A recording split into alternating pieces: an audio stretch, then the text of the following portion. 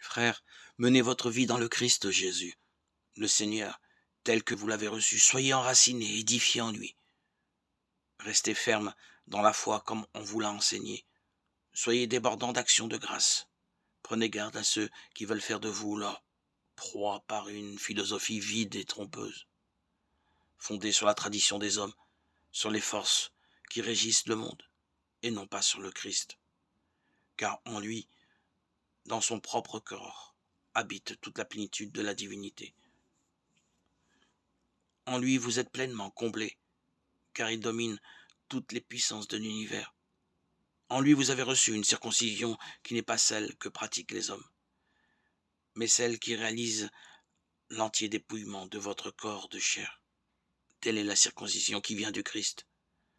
Dans le baptême, vous avez été mis au tombeau avec lui, et vous êtes ressuscité avec lui par la foi en la force de Dieu qui l'a ressuscité d'entre les morts. Vous étiez des morts parce que vous aviez commis des fautes et n'aviez pas reçu de circoncision dans votre chair. Mais Dieu vous a donné la vie avec le Christ. Il nous a pardonné toutes nos fautes. Il a effacé le billet de la dette qui nous accablait en raison des prescriptions légales pesant sur nous.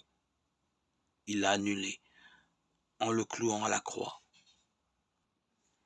Ainsi Dieu a dépouillé les puissances de l'univers. Il les a publiquement données en spectacle et les a traînées dans le cortège triomphal du Christ. Lecture de la lettre de saint Paul apôtre aux Colossiens, chapitre 2, 6, 15.